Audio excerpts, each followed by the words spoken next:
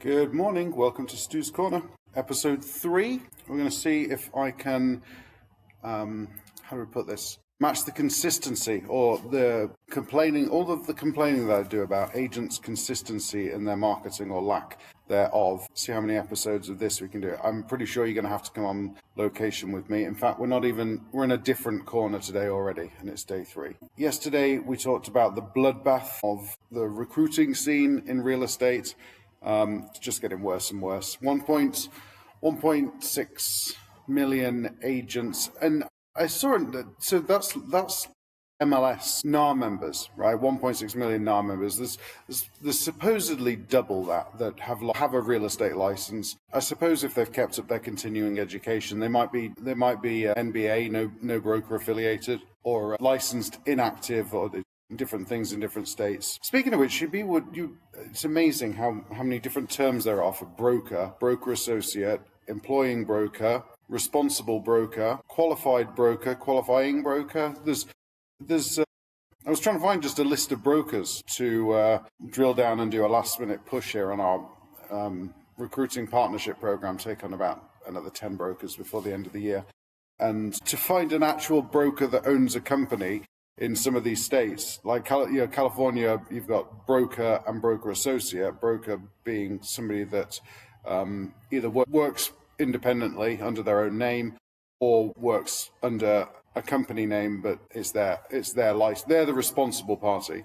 Broker associate being somebody that's associated, a broker. And they can be associated with multiple companies. Florida is different. They can be associated with one company at a time, I believe, although I know brokers that have multiple companies.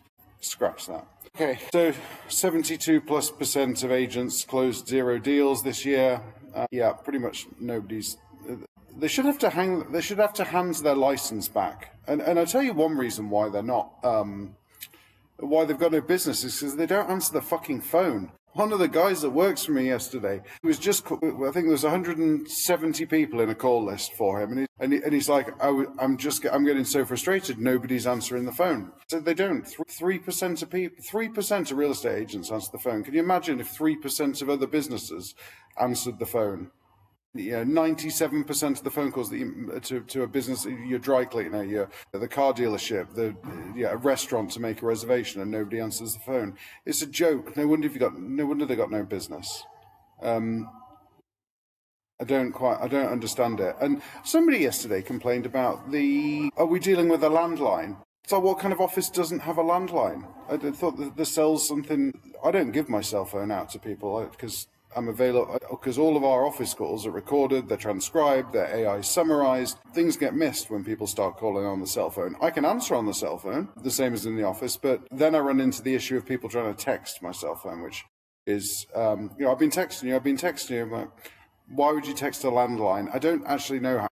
I haven't got a solution to that problem yet, other than naming the phone number 3202 like HQ or office, not direct, or something like that, where they think it's possible, but if I haven't texted you back, then maybe I haven't got it, because typically I'll email you back within seconds. Anyway, what else did we talk about yesterday? NARS, the 10, their propaganda push on amid them, more antitrust actually.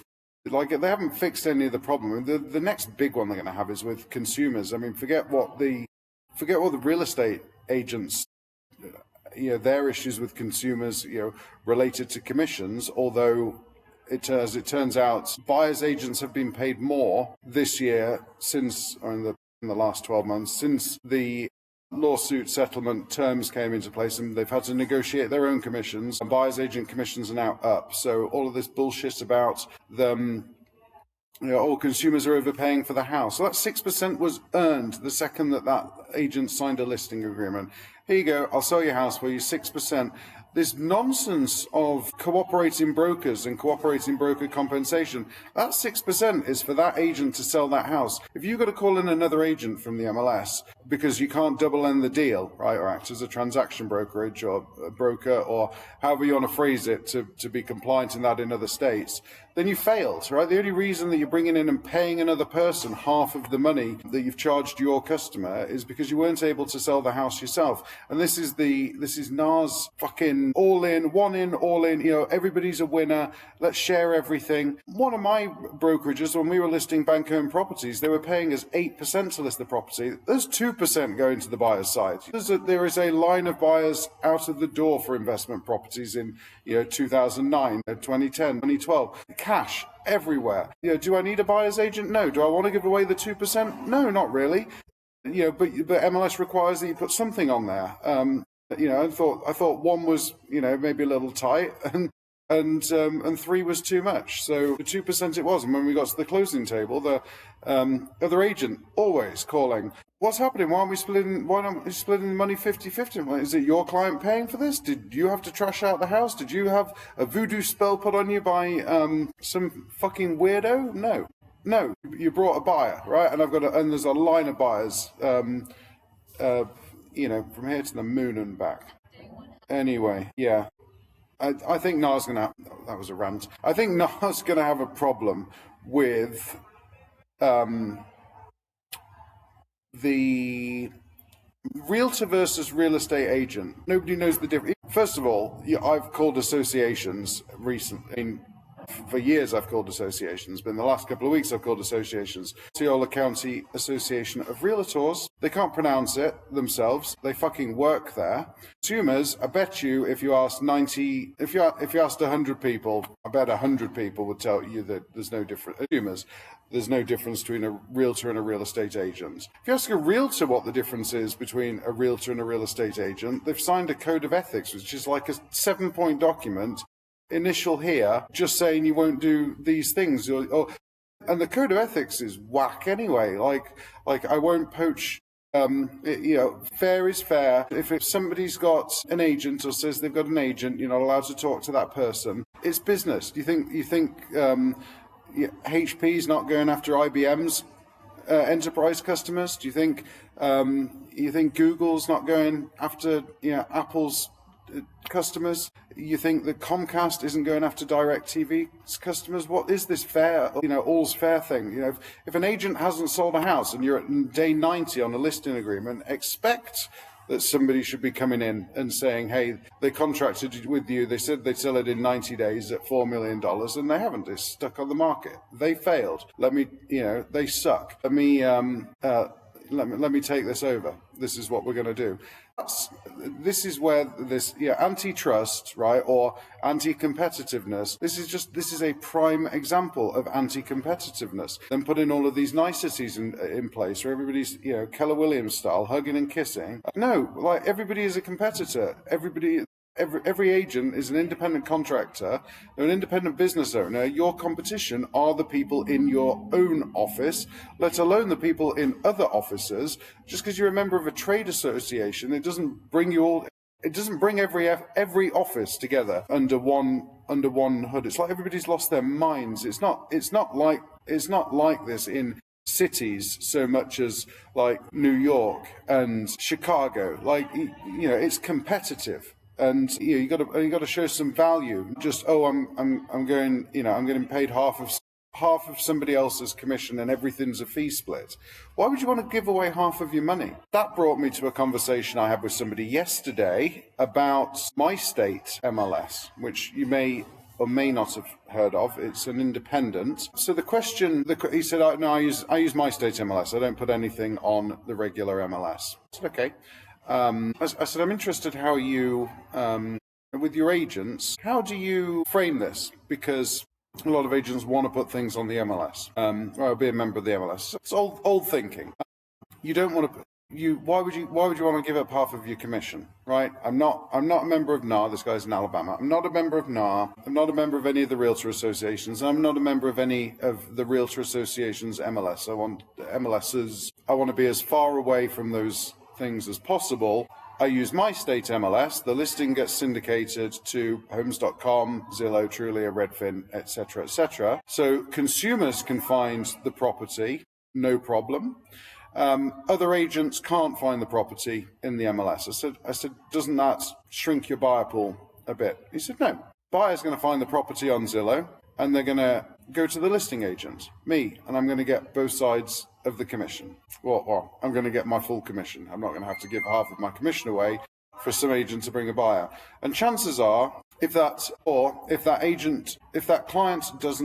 buyer doesn't have an agent, then then that's a customer for him. Whereas, do they have a buyer's broker agreement in place? If they go on Zillow and the lead comes in through one of Zillow's agents, you can bet your ass they've got a buyer's broker agreement in place, and the listing agent's giving away half of their money. But if the chances of the client. So yesterday I was having a conversation with somebody about the value of independent MLSs like my state MLS. I was looking at joining the Gulf Coast MLS in Florida. I made a phone call. This was for a Thompson brokerage, a non-NAR brokerage. When I spoke to them, they said it was going to be $3,000 for the year. And I think I brought this up yesterday or the day before. $3,000 to join the MLS as a brokerage for the year, just to take on a couple of agents in that area, who may or may not close the transaction. So that's fucking nuts. How do we get around this? Like $3,000, right? And if the brokerage is charging $500 a transaction, we need significant number of transactions there to, you need 10 transactions. So we need 10 agents doing one a year, 5 agents doing 2 a year, on a punt that maybe they're going to close them. And, we don't know who these people are. We don't know what next year is going to look like for them or whatever. They've done the numbers don't add up at the moment. So I'm like, how do we get around this? How do I frame this differently?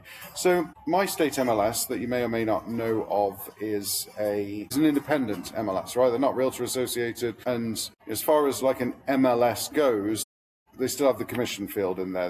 Because they're not tied into NAR, it's Matrix that's from CoreLogic, or they've just changed their name recently, Rapatoni, Flex MLS, the different platforms that the MLS systems are built on. And those are kind of the 3 big ones, but there are a few other MLS multiple listing systems the same way that you can, the website vendors, basically, they just provide this tool, right? Just like a CRM, just like a website, the multiple listing service. Matrix is just the same thing. So my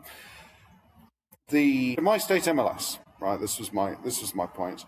They syndicate the listings to Homes.com, Zillow, Realtor, all of the sites that the MLS through IDX syndicate the listings to as well. So the consumers are going to find any listing you put on my state MLS, no problem. Who aren't going to find the listing are agents. And so I'm like, why would you want to give away half of your commission to another agent? It is definitely the realtor associations and NAR that have, everyone's a winner, and let's split 50-50 with our competition, the money that we've got on a contract. I charge this person 6% to list their house.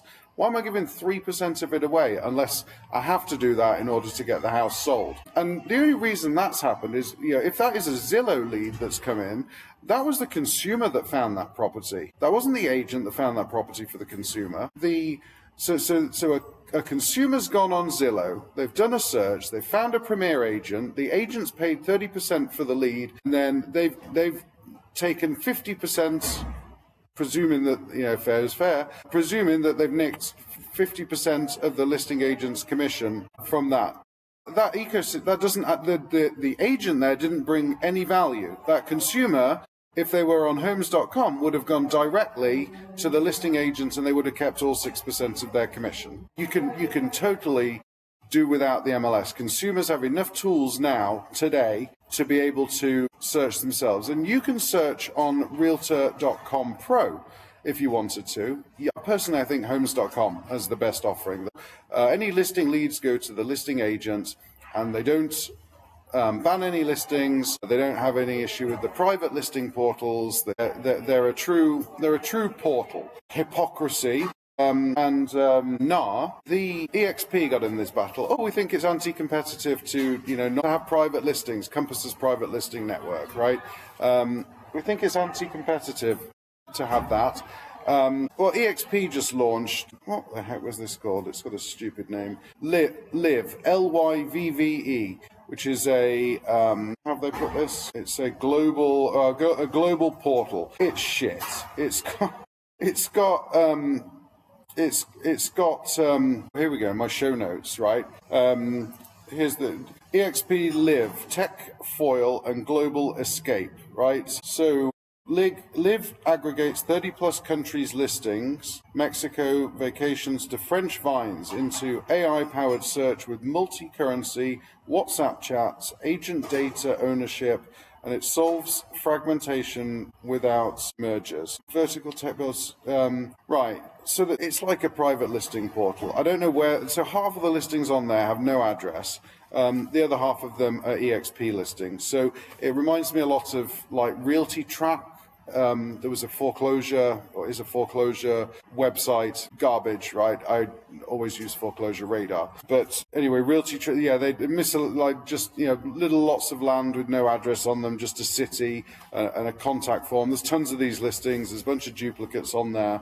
And then there's like 15 EXP listings in a, I put a city in there earlier, and there's like it's shit. Yeah, it's a lead generation thing for them, whether they bought Showcase IDX years ago so they could have a national home search on EXP Realty. I don't know why they've started this portal. I suppose it's just some competition to Zillow's so much better. Realtor.com is so much better. It needs to be a lot better. It's like one of the crappy European portals. So yeah, after all the complaining about Compass and their private listing network, and now you got the DOJ on Compass's case with their merger, their Anywhere merger, because of course that's anti-competitive because they bought up bunch of different real estate brands to become the biggest real estate company and blah, blah, blah, blah, blah.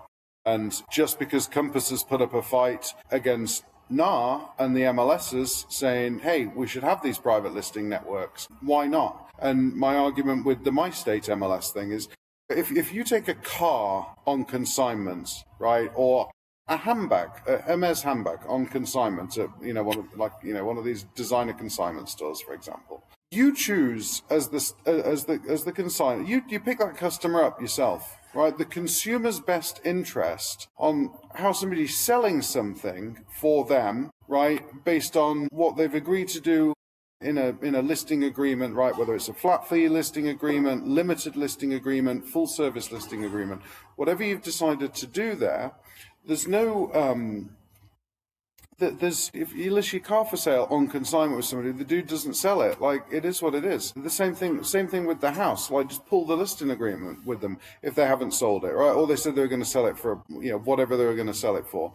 I don't see how this affects the consumers in a negative. Yeah, it might not get as much exposure, but the marketing plan is the decision of the agent that's listing the property. The only reason that these people want, all of these agents want the listing on the MLS is because they want a chance, because they want that listing agent to give up 50% of the commission because they don't have listings themselves.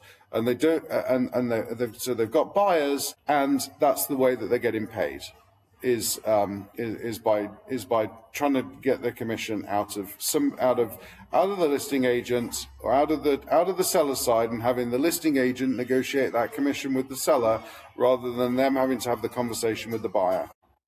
I was against having the commission fields taken out of the MLS, and I was also against having the listing agents that put no cooperating broker compensation in their listing agreement, so there's nothing to offer the buyer's agent. But after this week and a bit more thought about it, I think I'm kind of for the fact that there is no buyer's agent cooperation. We could put it on there, right? Just not make it a guarantee. And if I have to give away, more as a personal thing, right? If I had to give away half of my money to somebody else, I think I've failed. I contracted with that person to sell that listing. I should have a marketing plan in place. It's a lot cheaper than 3%. Who is spending 3% of the property value on marketing the listing, right? I think listing it on Zillow and other places. You can't do this if you're a member of NAR. But if you were to dump the National Association of Realtors, which I hope 50% of people are going to do, it should be an optional organization. They're just not making it optional for people. If you had the choice of how you wanted to sell a property, how you wanted to operate your business, how you wanted to compete with other agents, the same way that every other business in the world operates outside of this membership organization, then things would be different, right? But they have no value. They're 200 and something, was it $5, $1, $203, something like that they charge per year. I don't see any value in that. I see that they're just a massive pain in the ass.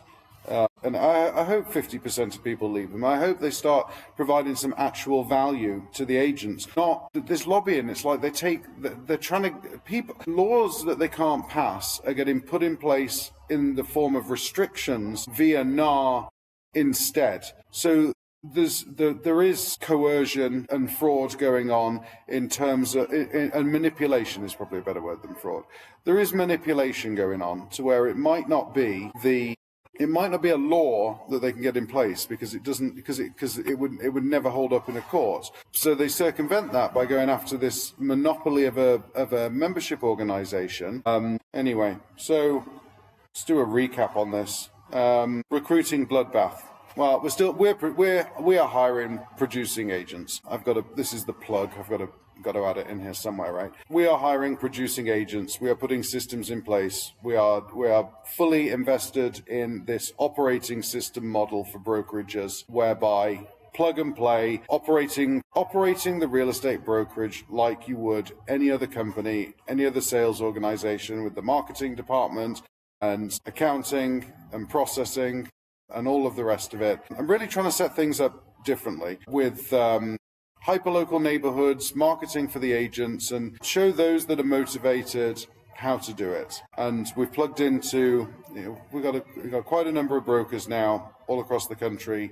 We've hired tens of thousands of agents over the years for any given market. Orlando, for example, we're bringing in somewhere between 1 and 6 real estate agents a day. The size of the Orlando market is about 10,000 agents. It's good. It's consistent, 24/7. I mean, there was one that came in last night, overnight, for that particular brokerage that I'm talking about, and that was, what time did this person come in? 11:50 at night. Signed up, and they were onboarded. The broker caught it. All they have to do when the independent contractor agreement shows up in the CRM, they just change agent recruitment status from pending to active. It sends out all of the follow-up emails. So, like, here's the paperwork that you submit to the MLS, Stella in this case, to transfer your office. Sign that and send it to this person, and here's your logins and everything else. So totally seamless, and all the broker has to do is go to DBPR in the case of Florida, or your e-licensing in whichever state, move the agent's license over, and then go into the RCRM system, change them from pending to active. It sends all the follow-up emails out, an invitation to Slack, and then that person's on Slack. All the rest of the team get notified. Everybody's saying hello to them, so they feel welcomed when they get there. It's really cool. So this brokerage is brokerage operating system. I think we've nailed it with this, and the teams we've been building out, the extra revenue for the brokers, the relationship we have with the brokers is fantastic. It's like we've got every client that we used to have 15 years ago until we switched to this performance-based model where we don't have clients anymore, we have partners, right? So our interest is 100% vested in the success of that broker and the success of every agent under that brokerage. So it's really changed the game, and there isn't anybody else in the world that operates on this model. There are a few companies that do little bits that there was one nice one, I'm not going to name the name because I'm going to try and copy the business. One nice one that does like handwritten cards and mailers, and I'm a big believer in bringing back some of this old school stuff. So, the postcard mailers, the Friday night movie night kits with popcorn and stuff like that. I think that's cool. You just remembering kids' birthdays and things like that of your past clients. And a yardstick I've been using in the last few weeks is, if you've been in the real estate business for 20 years and you've sold 200 properties, have you sold 200 properties to 200 people, or given that people move every sort of 7 years, right? So in 21 years, on average, you should have sold a house to somebody about 2.8 times. So let's just call that 3, right? So out of the 200 properties that you've sold, have you had, more like 130 clients? No, hang on, math's wrong there. Have you had like 70? Have you had like 70 clients, or have you had 200 clients? Where's the needle at in terms of the repeat business? Because if you've sold 200 properties and you've had 200 clients, you suck at following up, and call me, you need help. So we want to get that fixed. Again, the thing with the Zillow leads that I mentioned before, this isn't the finesse Jerry Springer closing, is it? These are my final thoughts. But the Zillow leads from before, that client that's on Zillow, the Zillow lead that this agent got, right, in order to take half of the commission from a listing agent, that is just somebody else's client that they didn't follow up with. If you had an accurate follow-up campaign in place, right, ongoing, where you're in touch every month, then, or every couple of weeks for a reason, I can give you all the reasons to do that you can think of for follow-up, then that client would have never been on Zillow, right? Or they could have been on Zillow, but they like you and know you enough and know that you are their guy, right? And I say guy, girl, you're their guy, you're the person that they go to. So anyway, that's it for today. Hope everybody has a lovely weekend, and catch you in the next one.